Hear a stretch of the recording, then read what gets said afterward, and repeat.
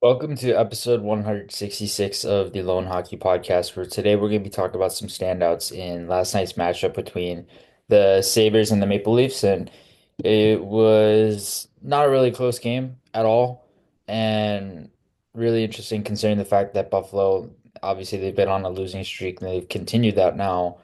Just how they've kind of fallen apart. And it's really unique to see because I was hoping for them at the start of the year that they would take a step forward. I feel like a lot of the league was hoping the same thing, and they just taken a major step backwards. It's weird to see them play so bad, and I'm not really surprised that they're playing bad. It's just more a matter of they have good players throughout the lineup. Why are they not taking that next step? So Toronto, really dominant effort. They've really climbed the leaderboard, and they've become the NHL's one of the top teams on a regular basis now, and so. They won 6-3, and it was just excellent all-around game from them.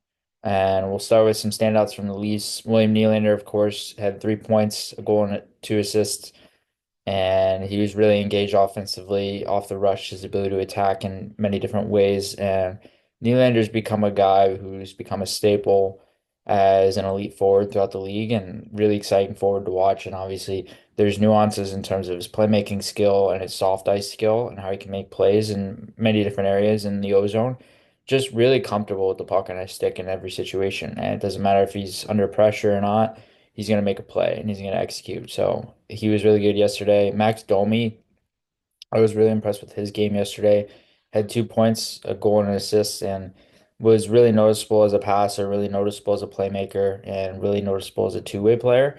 And I felt like for him, his ability to create offense came from his ability to use that compete level that he has to work to get second pucks, work to get rebound opportunities, and so on and so forth. And then Mitch Marner, 2 assists, just looked like the natural playmaker he is. Skilled passer, skilled at finding seams, skilled at maneuvering through traffic with the puck, skilled at being able to scan the ice and make one-touch plays and touch plays that are very effective and land on the tape of a teammate's sticks. Just a really effective, really skilled, really smart playmaker in terms of timing and how he makes his reads. And he's really effective also, and this is a translatable skill at any level at leading teammates into space through his passing ability. I feel like that's one of the best attributes when it comes to him being able to do that is that and how he can really leverage that ability to lead guys into space. And that's a really underrated skill when it comes to passing. And Marner's able to do it on a regular basis. I really like Bobby McMahon's game, a goal and an assist as well. A lot of the Leafs lineup was scoring, and a lot of them had points. I really noticed McMahon's speed, his checking ability, his tenacity, his ability to work to get pucks loose and work to get pucks free.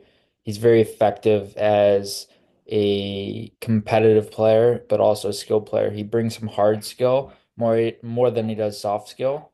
And he's a guy you can rely upon as a checking forward who can bring some skill deeper on the lineup, but also if you play him inside your top six, you might get a little more scoring out of him as well. You have that dual threat type ability with him where he can be a little bit of everything combined into one.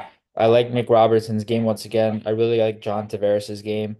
I always am really fascinated by his body position, how he gets body position on pucks, how he's able to leverage that, and how skilled he is at being able to time the reads within his body movement to be able to not only protect pucks, but also be able to extend possession. I feel like because he's not the fastest and he's been labeled as that for his whole career.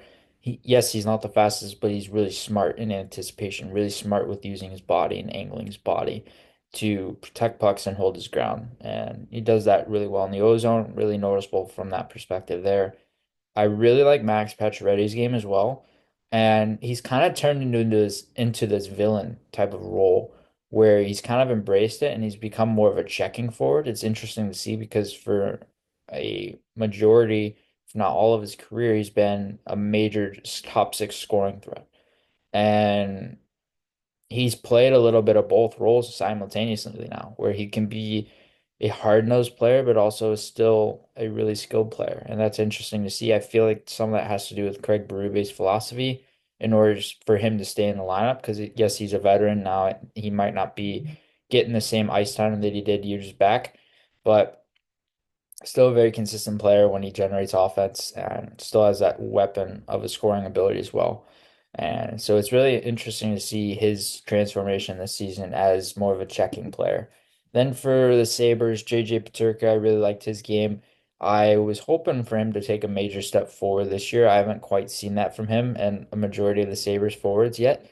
But I would envision at some point, if there is a breakthrough from Buffalo, I don't necessarily envision that happening the rest of the season with how they've played, because teams that are typically out of the playoff race by Thanksgiving or Christmas time, usually it's going to stay the same throughout the rest of the year. So I don't really envision Buffalo becoming and getting out of this per se, but it's interesting to follow and see how they could potentially get out of this rut. But anyway, Paterka, I noticed his scoring ability, instincts, his play around the net's really underrated. He's got some tenacity around the crease, and he's one of the league's more underrated players when it comes to net front ability, I feel like. You don't necessarily hear a ton of him because he's playing in Buffalo and the market wise you don't hear about him as much. But he's really skilled. He's got hard skill. He's got soft ice skill. He's got a good combination of both, and he's got a checking ability and competitive ability to his game as well.